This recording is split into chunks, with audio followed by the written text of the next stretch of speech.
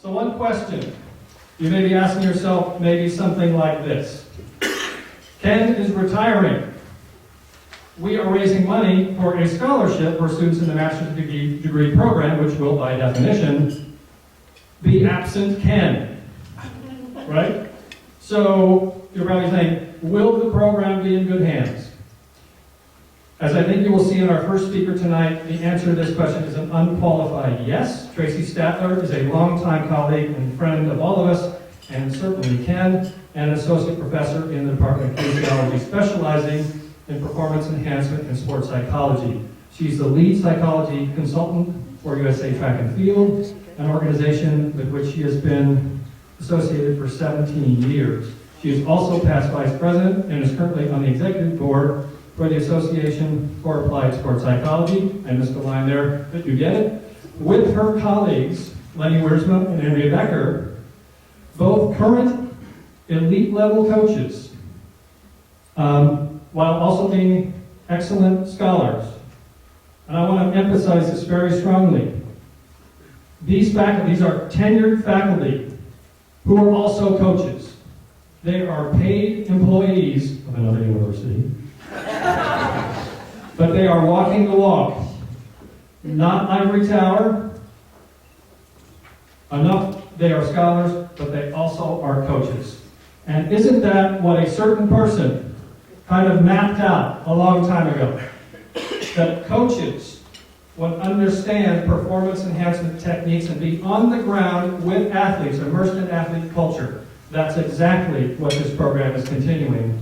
And we have Ken to thank for getting it all started. Believe me, Ken started this all out of nothing in 1977 when he got here. Out of nothing. And we will see only a portion of what it's brought about. So the program is in great shape, and please welcome Dr. Tracy Statler.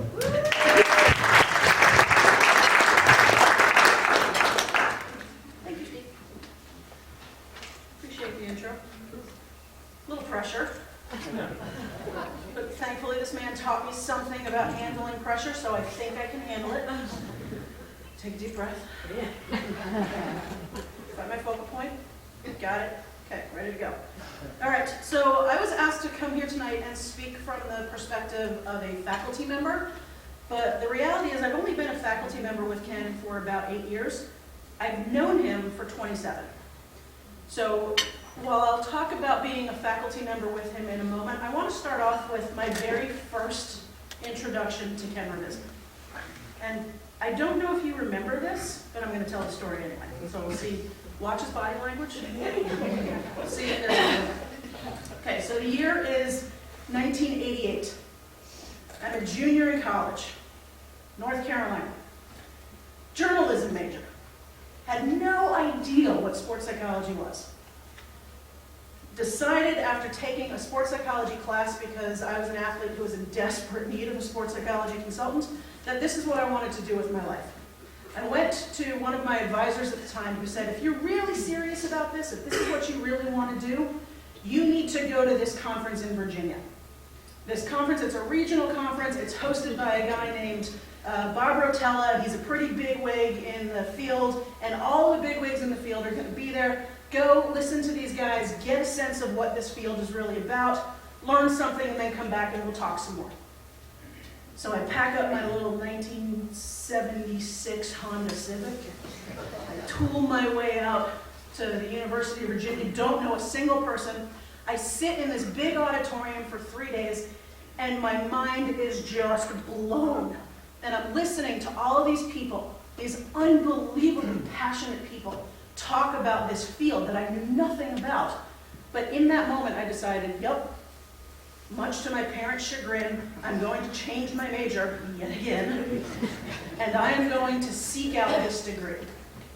Because I was a fairly precocious, really pushy, very stubborn student at the time, I managed to get myself an invitation to an after party after this conference that was held in Rotella's basement. And there were probably 15, 20 big-time sports psychology people there, of which Ken was one. And he had just come back from a trip to India. And he was regaling the group with stories of his trip to India and how he was combining, meditative practice with yoga and sports psychology. And I'm just this student sitting there in the corner going, oh my God, I need to work with that guy. He finishes his story, he stands up, he excuses himself, he starts walking up the stairs back out of the basement to the first floor, and I see this is my opportunity. So I go, charging off after him, I chase him down. He hasn't even gotten to the landing of the first floor yet. And I grabbed his arm and I said, Ken, you don't know me? My name is Tracy. I'm not even a sports psych major, I'm a journalism major, but I want to be a kines major. And I was talking a mile a minute. I must have had him on the steps for a good 10 minutes, telling him everything about me and why I was going to be his protege. After about 10 minutes, I finally stopped to take a breath. He puts his hand on my shoulder and says, Tracy, was it? I said, yeah. Give me something. And he goes, I promise, you can come to Fullerton, but I gotta go pee.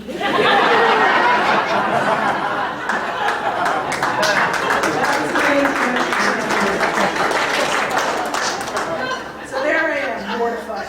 Oh my God, I just have to go to the bathroom. So I kind of brushed myself off. I said, okay, I'm sorry. Go pee. He came back, and thankfully 3 months later I showed up at Cal State Fullerton, and I think he chose to forget that piece, because from there on we had a very good relationship. So thank you, Ken, and I apologize.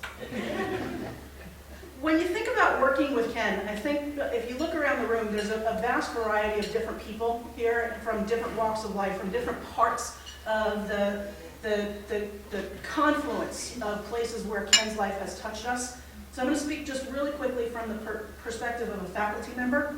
I don't want this to just be about me, so today I sent out an email to all of the other faculty members in the Department of Kinesiology, and I said, if you had to pick one word to describe Ken Ravizza, what would you pick? And these are some of the words that came back.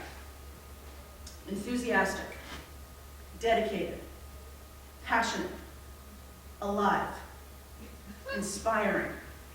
Well, yeah, we like the alive part. I don't think they meant it that way. Inspiring. Okay, back. Beautiful.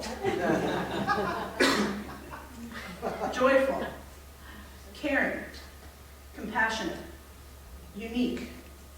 One of a kind. Trailblazer. Guru. And then for all of our faculty members who can't follow directions, we also got, we can't be all things to all people.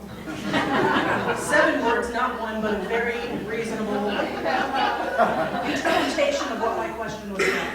That comes from every single faculty meeting that Ken Ravizza has ever been in the debates and the discussions that we have about what our department is evolving into, how we split into different programs, but how we maintain the philosophy of who we are as a department. Ken's guiding philosophy is always in the room, whether he's physically there or not. We cannot be all things to all people, so let's figure out who we are and be the best we can be at being the best we can be. That's a guiding philosophy that has taken me 20 years to figure out, but it all comes from him. For me, I would add a couple more words. Genuine. Authentic. And most importantly, consistent. Ken is Ken, no matter where he is, no matter who he's talking to, no matter what the situation, no matter what he's wearing, no matter how many drinks he's had. It's Ken. All the time. And that consistency is a really inspiring thing, because as a graduate student, he always tells us, you can't be me, you have to figure out how to be you. And I took that both as a graduate student with him in his program, through my PhD, into my previous jobs, and then I came back to Fullerton, and as a faculty member with him, that resonated with me, and I remember that. You have to be you. You get hired to take over and spearhead and work with some amazing people to take over this legacy and keep it alive. I can't ever be Ken. I don't want to be Ken. Ken has taught me that I can't be him, and I shouldn't want to be him, but him being him has given us, me, Lenny, Andrea, the ability to recognize that we can be us and carry on this tradition that he has established, hopefully for another 35, 40 years. So with that, I want to say thank you for everybody for coming, and please enjoy the cheesecake, and let's listen to some people who are a heck of a lot more experienced and smarter than I am. So thank you.